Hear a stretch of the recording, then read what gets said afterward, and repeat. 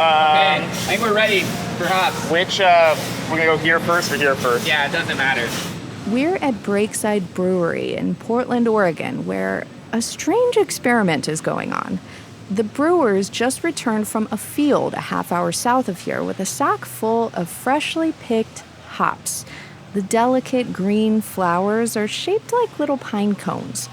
Brewmaster Ben Edmonds and his team have put on safety goggles and heavy-duty rubber gloves. They're drawing out the flavor locked up inside the hops' tiny yellow glands by plunging them into a bath of liquid nitrogen. Ready! Gas on. Gas on! The soft little flowers freeze and harden. It's a little hard to hear over all the industrial noises in the brewery, but once the frozen hops are stirred, they shatter with a sound like delicate breaking glass. Next, the brewers crush the shattered pieces of hops in a grinder. Ready, go.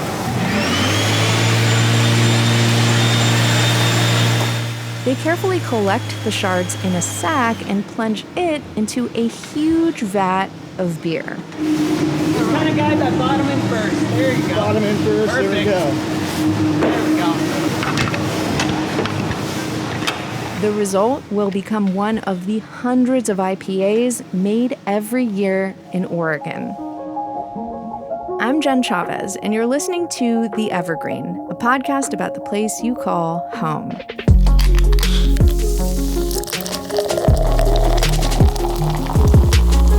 If you're cracking open a beer anywhere in the Pacific Northwest, chances are it's an IPA. Whether you're grabbing something from the cooler at your local convenience store or choosing a pint at a pub, you're sure to find a wide selection of this hoppy, crisp style of beer. The letters stand for India Pale Ale, but the IPAs widely available today actually have a strong connection to Oregon.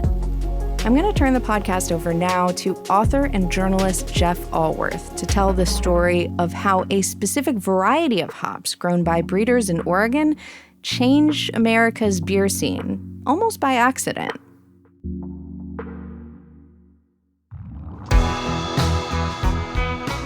In the past 4 decades, Americans have transformed the way the world thinks about and makes its beer.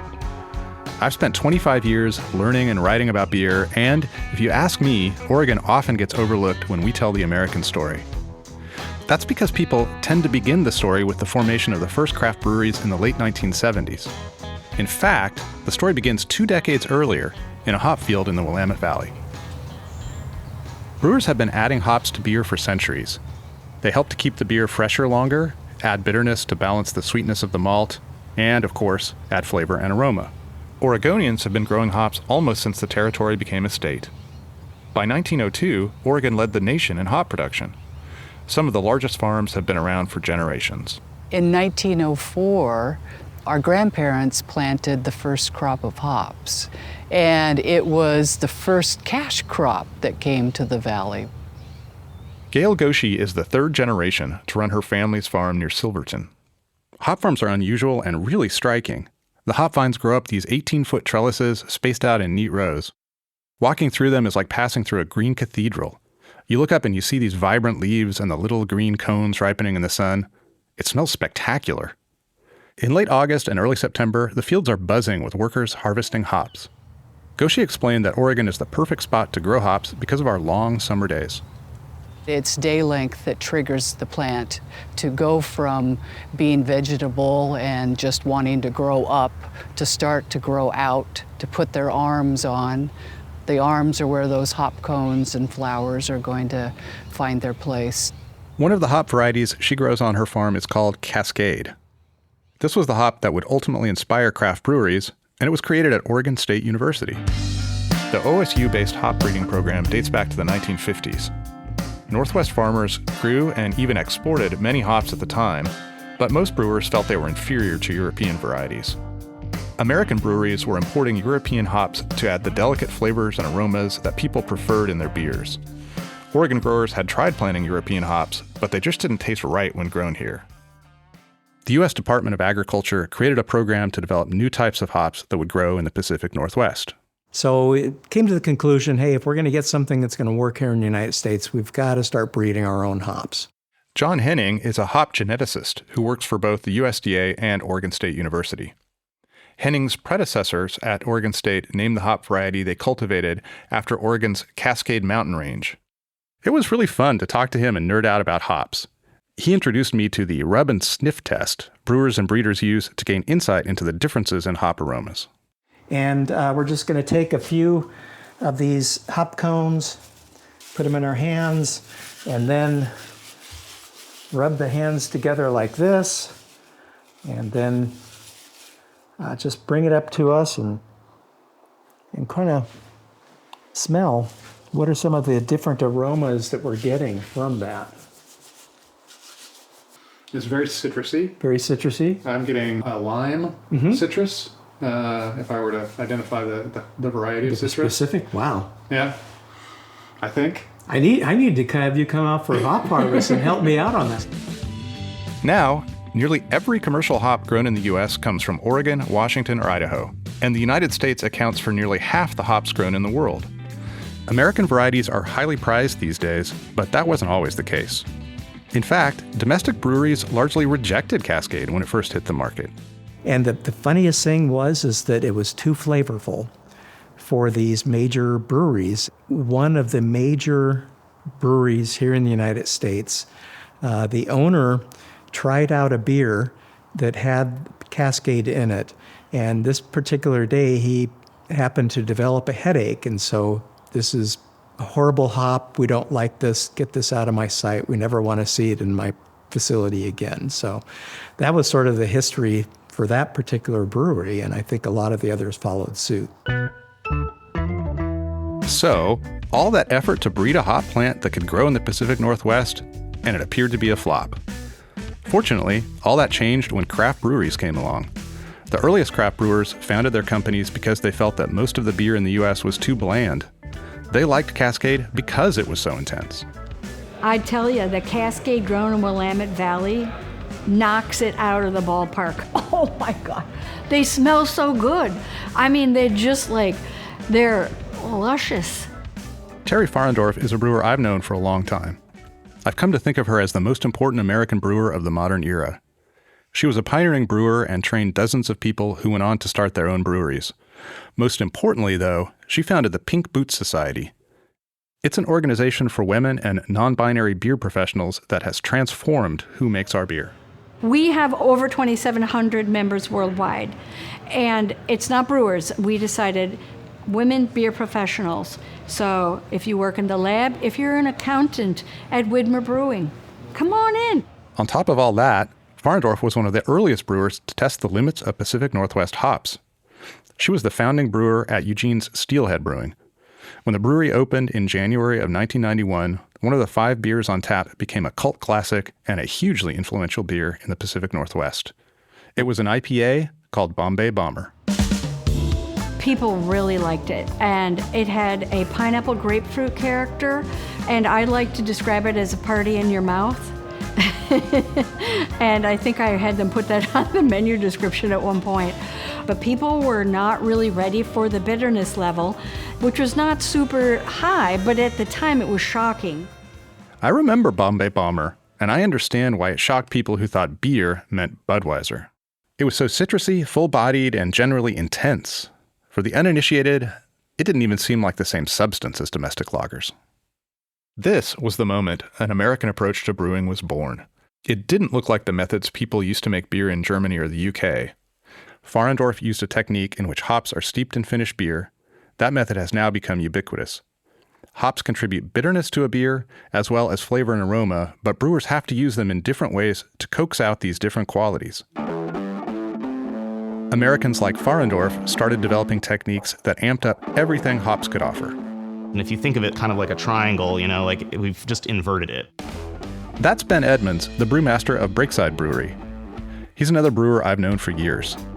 In 2023, he won the Scherer Award from the Brewers Association. It ostensibly rewards innovation, but also functions as a kind of lifetime achievement award. I interviewed him at Breakside Brewery's tasting room in Milwaukee recently. He explained that brewers used to add a large amount of hops at the moment they started boiling the sweet liquid that will become beer. American IPA, even beginning 10 years ago, is really starting to flip the script on that. And so you had very little hops being added now at the start of that boil, maybe zero in some cases until the end of that boil, and huge amounts of hops being added later on for aroma and flavor purposes. The development of hops like Cascade and this new style of brewing evolved hand in hand. California tends to take the lion's share of credit for its influence on American beer culture, but in some key ways, Oregon has been more important. After Bombay Bomber, Portland's first craft brewery released a Bridgeport IPA in 1996. Other breweries followed with their own takes on hop-forward beers.